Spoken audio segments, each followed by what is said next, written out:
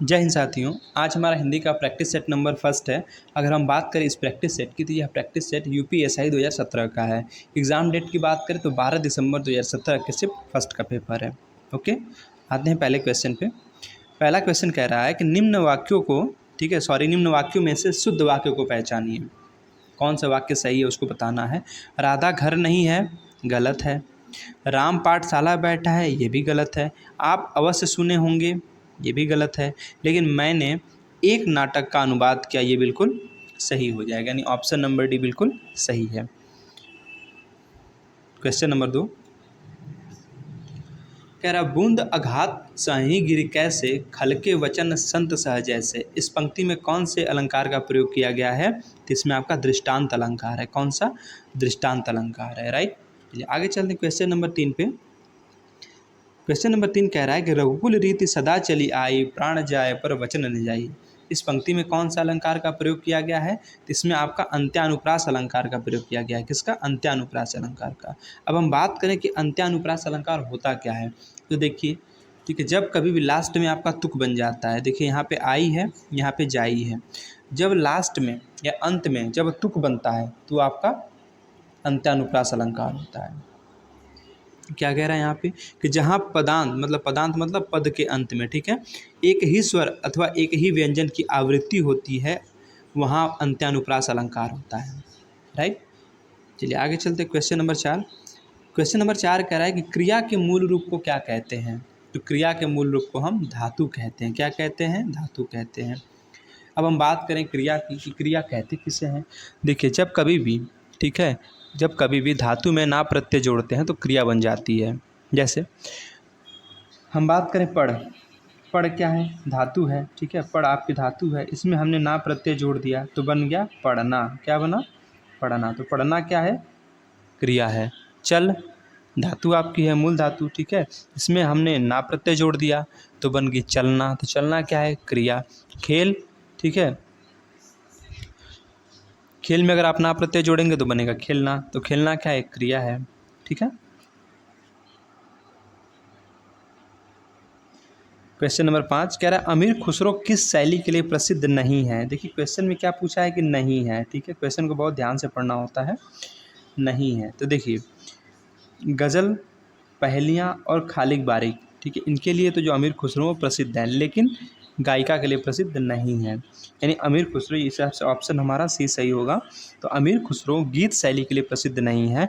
अगर हम बात करें अमीर खुसरो की, तो अमीर खुसरो द्वारा रचित ग्रंथों की संख्या अगर पूछे तो 100 है। कितनी है? 100, ठीक है, जिनमें क्या है आपकी, जैसे गज़ल है, पहेलियाँ हैं, खालिक बारी है, मुकरियाँ है, दो सुखने इत्यादि हैं, ठीक है। चलिए आगे चलते क्वेश्चन नंबर 6 पे। कह रहा परिंदे कहानी निम्न वर्णित में से किस कथाकार की है? परिंदे कहानी किसकी है? भीष्म साहनी की है कि मुक्तिबोध की है कि निर्मल वर्मा की है कि प्रेमचंद की है? तो परिंदे कहानी किसकी है? तो परिंदे कहानी निर्मल वर्मा की है। किसकी? निर्मल वर्मा, यानी ऑप्शन नंबर सी बिल्कुल सही जवाब होगा, ठीक है। अगर हम बात करें वहीं पे आपके मुंशी प्रेमचंद जी की, ठीक है, इनकी कौन कौन सी है? तो पंच परमेश्वर है, शौत, ठीक है, और मुक्तिबोध की कौन कौन सी है? मुक्तिबोध की आपकी काट का सपना, सतह से उठता आदमी। अच्छा, भीष्म साहनी की कौन सी है? तो भीष्म साहनी की चीफ की दावत और खून का रिश्ता। ध्यान दीजिएगा। परिंदे किसकी है? निर्मल वर्मा की है, ठीक है। प्रेमचंद, पंच परमेश्वर, शौत, मुक्तिबोध की काट का सपना, सतह से उठता आदमी, भीष्म साहनी की चीफ की दावत और खून का रिश्ता। अगला क्वेश्चन कह रहा है मृदुला गर्ग के उपन्यास मिलजुल मन को किस पुरस्कार से सम्मानित किया गया था? अगर हम बात करें मृदुला गर्ग तो पूछ देगा कि मृदुला गर्ग का उपन्यास कौन सा है? तो मिलजुल मन, ठीक है, कौन सा है? मिलजुल मन। तो मृदुला गर्ग के उपन्यास मिलजुल मन को किस पुरस्कार से सम्मानित किया गया था? तो इनको दिया गया था साहित्य अकादमी पुरस्कार। कौन सा दिया गया था? साहित्य अकादमी पुरस्कार, ठीक है, यानी ऑप्शन नंबर हमारा कौन सा सही हो जाएगा? डी बिल्कुल सही जवाब होगा, ठीक है। मिला कब था इनको? 2013 में ना। तो मृदुला गर्ग के उपन्यास मिलजुल मन को 2013 में साहित्य अकादमी पुरस्कार से सम्मानित किया गया था, ठीक है। हम बात करते हैं अपने गद्यांश की, केस स्टडी, ठीक है।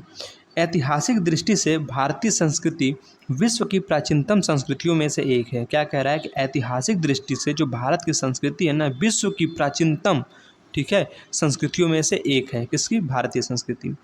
भारतीय संस्कृति सत्यम शिवम सुंदरम के स्वर्णिम सिद्धांत को अपना ध्येय मानकर विश्व में सदैव अहिंसा, ठीक है, अहिंसा, शांति और विश्व बंधुत्व के सिद्धांतों का प्रचार करती रही है। भारतीय संस्कृति के विषम परिस्थितियों में भी जीवित रहने तथा उसके सफल रहने का रहस्य उसकी अपनी विशेषताएं हैं, जिनमें प्रमुख है उसकी प्राचीनता, पृथकता, निरंतरता, आध्यात्मिकता, धर्म प्रधानता, सहिष्णुता तथा समन्वयता। अब हम चलते हैं क्वेश्चन पे। क्वेश्चन नंबर 8 देखिए, गद्यांश में से ही हमें आंसर देना होता है ढूंढ के।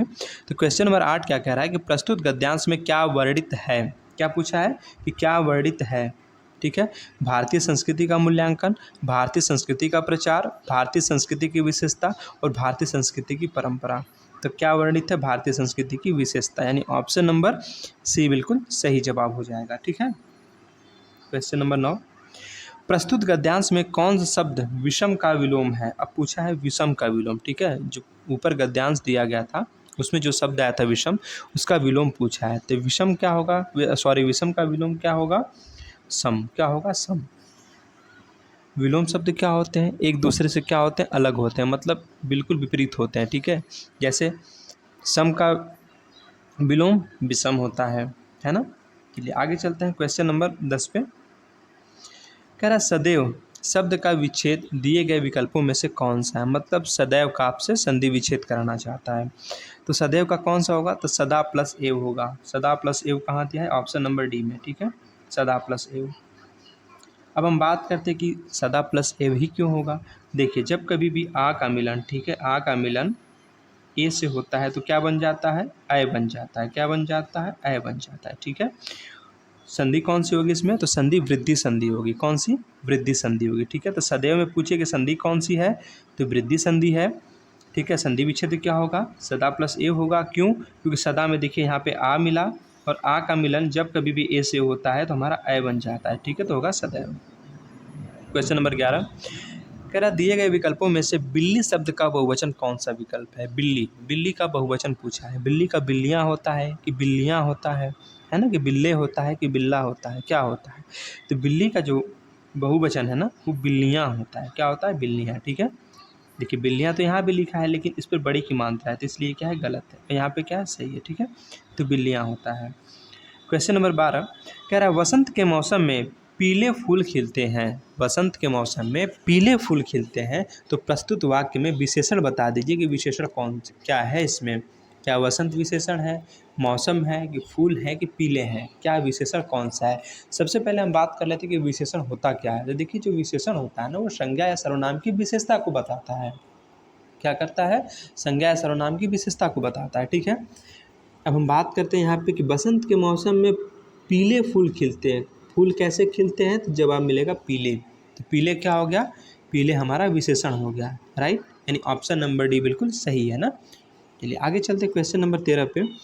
कह रहा दिए गए विकल्पों में से भुजंग शब्द का समानार्थी शब्द कौन सा है। भुजंग, ठीक है, भुजंग का समानार्थी पूछा है।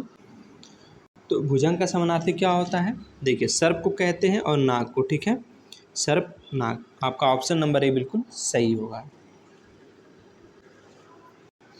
अगर पर्वत का पूछे समानार्थी तो भूधर, शैल, पहाड़ और नग। किसके हैं ये, पर्वत के हैं। क्षीर का समानार्थी दूध, पय, गोरस, Piyush.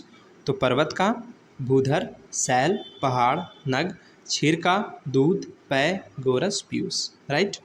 Question number 14। Question number 14 कह रहा है कि दूर दूर तक, ठीक है, दूर दूर तक विस्तृत था हिम, स्तब्ध उसी के हृदय समान। यह पंक्ति किस अलंकार का उदाहरण है। उत्प्रेक्षा का है, कि व्यतिरेक का है, कि प्रदीप का है, कि संदेह का है। तो यह जो है ना इसमें प्रतीप अलंकार है। कौन सा, प्रतीप अलंकार, यानी ऑप्शन नंबर बी हमारा बिल्कुल सही जवाब होगा। तो दूर दूर तक विस्तृत था हिम, स्तब्ध उसी के हृदय समान, प्रस्तुत काव्य पंक्ति में प्रतीप अलंकार का उदाहरण प्रयोग किया गया है। यह अलंकार उपमा का उल्टा होता है। किसका होता है उल्टा, उपमा का उल्टा होता है। जहाँ प्रसिद्ध उपमान को उपमेय तथा उपमेय को उपमान सिद्ध करके चमत्कार पूर्वक उपमेय या उपमान की उत्कृष्टता दिखाई जाती है, वहाँ प्रतीप अलंकार होता है। क्वेश्चन 15 आलोचना करना के अर्थ में उचित मुहावरा दिए गए विकल्पों में से कौन सा है। आलोचना करने का क्या करना है, आलोचना करने का के अर्थ हेतु उचित मुहावरा पूछा है। ठीक है, आलोचना करना मतलब क्या, इसका मुहावरा बताइए। तो जी छोटा करना, दो टूक बातें करना, दांत दिखाना, टीका टिप्पणी करना। तो टीका टिप्पणी करना यानी ऑप्शन नंबर डी बिल्कुल सही जवाब होगा। ठीक है, नहीं कहते हैं लोग कि वो इनकी आलोचना कर रहे हैं, मतलब क्या टीका टिप्पणी कर रहे हैं। ठीक है, तो आलोचना करना मतलब टीका टिप्पणी करना, जिसका मुहावरा होगा।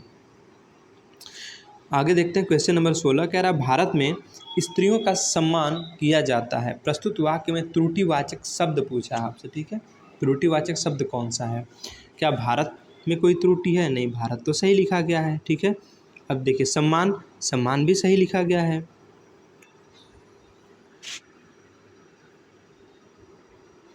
ठीक है, उसके बाद किया और स्त्रियों, देखिए अगर हम इसमें बात करें, ठीक है, तो यहाँ पे देखिए किया भी सही है लेकिन स्त्रियों को यहाँ पे गलत लिखा है।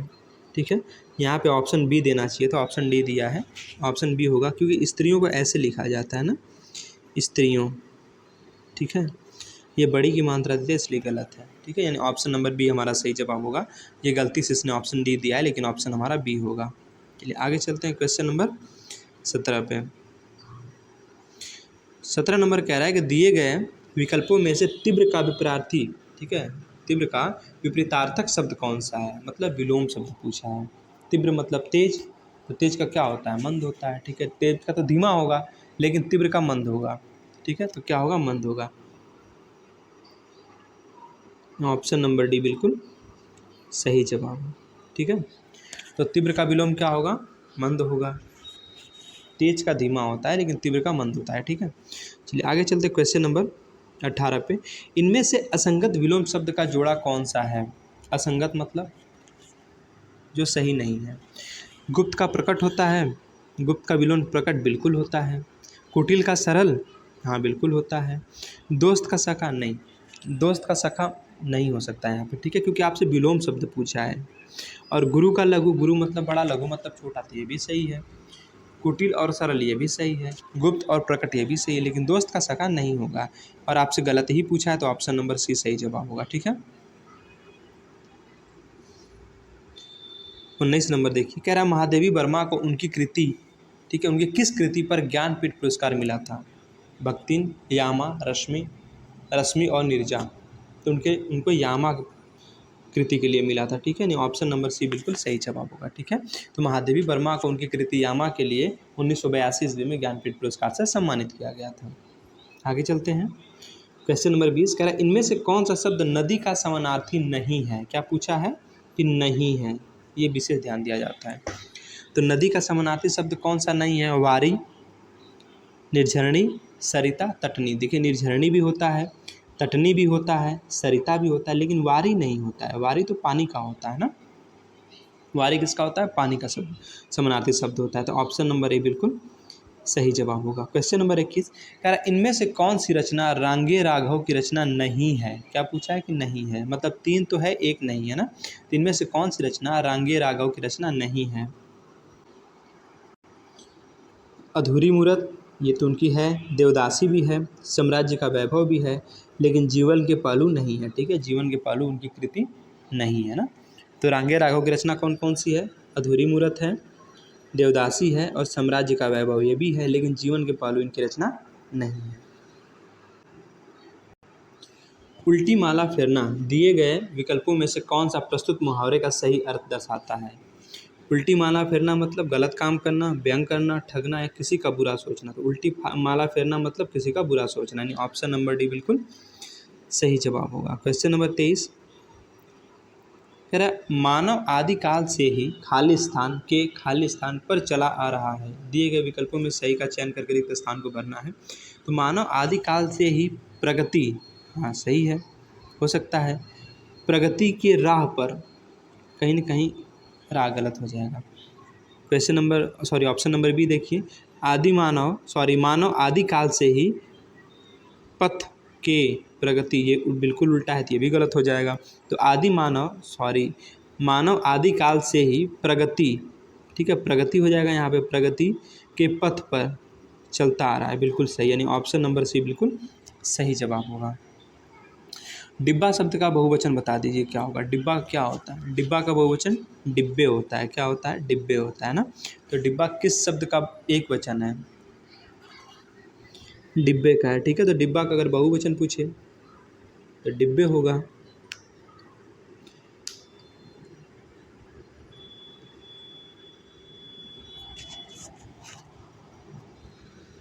चलिए आगे चलते हैं। Question number 25। आधुनिक भारतीय आर्य भाषा का विकास किससे हुआ है? पाली से, प्राकृत से, अपभ्रंश से या संस्कृत से? पूछा क्या है? आधुनिक भारतीय आर्य भाषा, इसका विकास हुआ है अपभ्रंश से। किससे हुआ है? अपभ्रंश से। ठीक है, तो आधुनिक भारतीय आर्य भाषा का विकास अपभ्रंश से हुआ है। 26 नंबर। महाराष्ट्र में गणितोत्सव की खाली स्थान व गौरवशाली खाली स्थान रही है। अब बताइए क्या होगा इसमें? इसमें होगा कि महाराष्ट्र में गणितोत्सव की वैभवशाली व गौरवशाली परंपरा रही है। यानी ऑप्शन नंबर कहाँ गया? डी हमारा बिल्कुल सही जवाब हो जाएगा।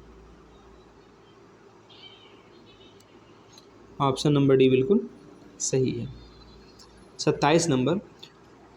तुम बैठो मैं अभी आया, बताना है कौन सा काल है इसमें। तुम बैठो मैं अभी आया, इसमें कौन सा काल है? इसमें आपका है वर्तमान काल। बात वर्तमान की जा रही है। तुम बैठो मैं अभी आया, बात तो वर्तमान की है, तो कौन सा होगा? वर्तमान काल होगा। Question number 28। कागा चला हंस की चाल खाली स्थान, इस लोकोक्ति को पूरा करना है। तो इसमें क्या आएगा कि हंस चला न कागा की चाल, नहीं होगा ये तो। हंस चला हंस की चाल, ये भी गलत है। हंस रहा न कागा, ठीक है, ये पूरा सही करेगा इसको। नहीं, ऑप्शन नंबर सी बिल्कुल सही जवाब है ना। तो कागा चला हंस की चाल, हंस रहा न कागा, राइट। आगे चलते हैं। Question number 29। सबकी एक सी दशा है, प्रस्तुत वाक्यांश के लिए दिए गए विकल्पों में से उचित लोकोक्ति कौन सी है? सबकी एक सी दशा है। अपनी पगड़ी अपने हाथ, अपनी अपनी डफली अपना अपना राग, घर घर मटियाले चूल्हे, अपने दही को खट्टा कौन कहे? सबकी एक सी दशा है। तो क्या पूछा है? सबकी एक सी दशा है, प्रस्तुत वाक्यांश में दिए गए विकल्पों में उचित लोकोक्ति होगा आपका कि घर घर मटियाले चूल्हे हैं। घर घर मटियाले चूल्हे हैं, यानी ऑप्शन नंबर सी बिल्कुल सही जवाब है। Question number 30। मुझे आपके हस्ताक्षर चाहिए, इस वाक्य में हस्ताक्षर शब्द क्या है? बता दिए। बहुवचन है कि एक वचन है कि हमेशा एक वचन रहने वाला है कि नित्य बहुवचन है? क्या है ये? देखिए आंसर क्या कह रहा है यहाँ पे कि मुझे आपके हस्ताक्षर चाहिए, तो हस्ताक्षर शब्द नित्य बहुवचन है। क्या है? नित्य बहुवचन है। ठीक है। उत्तर प्रदेश पुलिस भर्ती एवं प्रोन्नति बोर्ड द्वारा इस प्रश्न का उत्तर नित्य एक वचन माना गया है। क्या माना गया है? नित्य एक वचन। लेकिन देखिए हस्ताक्षर जो होता है ना, ये नित्य बहुवचन वाला शब्द है, लेकिन अब पुलिस के द्वारा इसको नित्य एक वचन माना गया है ना। उत्तर प्रदेश पुलिस भर्ती एवं प्रोन्नति बोर्ड के द्वारा, ऑप्शन नंबर डी बिल्कुल सही जवाब हो जाएगा। लेकिन इसमें क्या होता है? यह नित्य बहुवचन वाला शब्द है। चलिए आगे चलते हैं। Question number 31। मैंने अपना घर मटमैले रंग का रंगवाया है, इसमें मटमैला क्या है? भाई एक विशेषता बता रहा है वहाँ पे। ठीक है, घर कैसे रंगवाया है? मटमैले रंग से, तो ये विशेषण होगा यहाँ पे। ऑप्शन नंबर ए बिल्कुल सही जवाब है। Question number 32। निम्न शब्दों में से अशुद्ध शब्द पहचानिए। अशुद्ध शब्द पूछा है। क्या रचयिता गलत है, कि आँख गलत लिखा है, कि पूजनीय गलत है, कि नरक गलत है? देखिए पूजनीय बिल्कुल सही लिखा गया है, नरक बिल्कुल सही है और आँख भी बिल्कुल सही, लेकिन रचयिता गलत लिखा गया है। रचयिता नहीं होता है, क्या होता है? रचयिता होता है, रचयिता। ठीक है, रचयिता होता है। और तो इस हिसाब से हमारा ऑप्शन ए इसका बिल्कुल सही जवाब होगा, क्योंकि अशुद्ध पूछा है। क्वेश्चन नंबर 33 कह रहा है पंडित शब्द का स्त्रीलिंग रूप क्या होगा? पंडित का स्त्रीलिंग बता दीजिए क्या होगा। तो पंडित का क्या होगा? पंडिताइन होता है। बहुत ही सिंपल है, ऑप्शन नंबर ए बिल्कुल सही जवाब है। दिए गए विकल्पों में से विभावना अलंकार का उदाहरण कौन सा है? विभावना अलंकार, जहाँ बिना कारण के ही काम हो जाता है ना। जैसे बिनु पद चले सुने बिनु काना, बिना पैर के ही, ठीक है, चल रहे हैं और बिना कान के ही सुनना, मतलब बिना, ठीक है, कारण के काम हो जाना, वही क्या है? हमारा विभावना अलंकार होता है। यानी ऑप्शन नंबर डी बिल्कुल सही जवाब। 35 नंबर। मिर्ज़ा गालिब किस शासक के दरबारी कवि थे? तो किसके थे ये? तो बहादुर शाह जफ़र के थे, ठीक है, बहादुर शाह जफ़र, यानी ऑप्शन नंबर ए बिल्कुल सही जवाब है ना। तो मिर्ज़ा गालिब किस शासक के दरबारी कवि थे? बहादुर शाह जफ़र के।